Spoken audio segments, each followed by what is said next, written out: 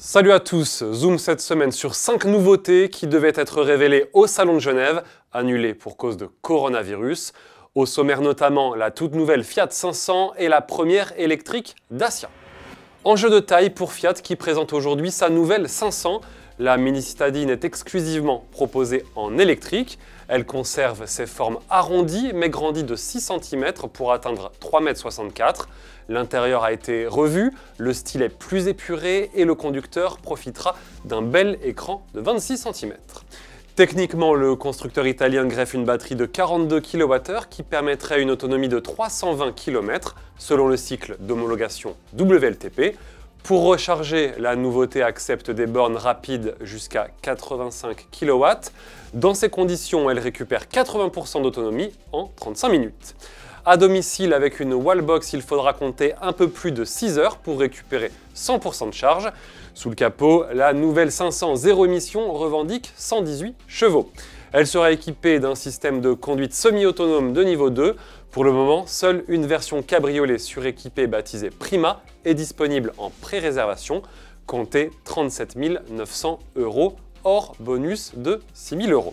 Rappelons finalement que la 500 classique actuelle reste au catalogue. Dacia aussi passe à l'électrique. Le constructeur roumain présente un concept de mini SUV baptisé Spring.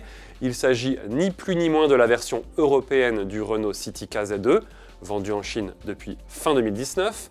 La version de production arrivera au premier semestre 2021. Un look sympa et un prix cassé. On parle de 15 000 € environ hors bonus. Concernant la fiche technique, pour le moment, nous savons simplement que l'engin disposera d'une autonomie d'un peu plus de 200 km selon le cycle WLTP.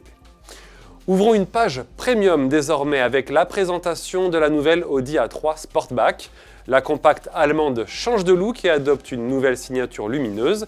Vous la reconnaissez au premier coup d'œil au petit décroché sur l'optique qui sera personnalisable et adaptable selon les motorisations et les finitions. À l'arrière, on trouve de nouveaux feux façon 3D. À bord, la molette du système MMI a disparu puisque l'écran central de près de 26 cm devient tactile dès l'entrée de gamme. Comme sur la Golf 8, les versions à boîte S-tronique disposent d'un petit shifter, ce levier de vitesse en format réduit. Sous le capot, cette nouvelle Audi A3 Sportback embarque un 1,5 litre TFSI de 150 chevaux et un 2 litres TDI de 116 chevaux ou 150 chevaux.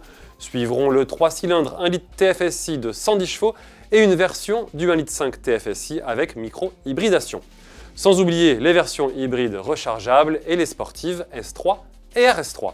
La commercialisation doit débuter dès ce mois de mars avec les premières livraisons en France courant mai. Simple restylage en revanche pour la routière Mercedes classe E.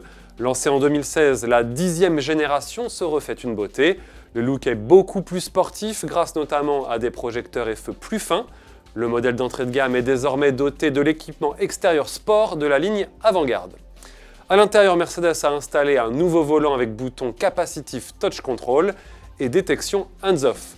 Pour améliorer la sécurité, un signal d'alerte retentit si le conducteur retire ses mains du volant. Au rayon motorisation, l'étoile annonce une offre hybride rechargeable étendue et l'arrivée d'un nouveau bloc 4 cylindres essence 2 litres à micro-hybridation 48 volts.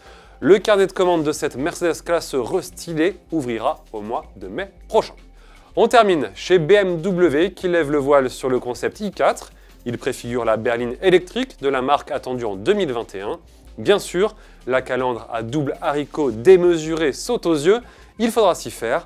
L'autonomie est quant à elle annoncée pour 600 km grâce à la batterie de 80 kWh. Côté performance, le moteur électrique de 530 chevaux permet d'expédier cette BMW i4 en 4 secondes de 0 à 100 km/h. Merci de nous avoir suivis et à la semaine prochaine.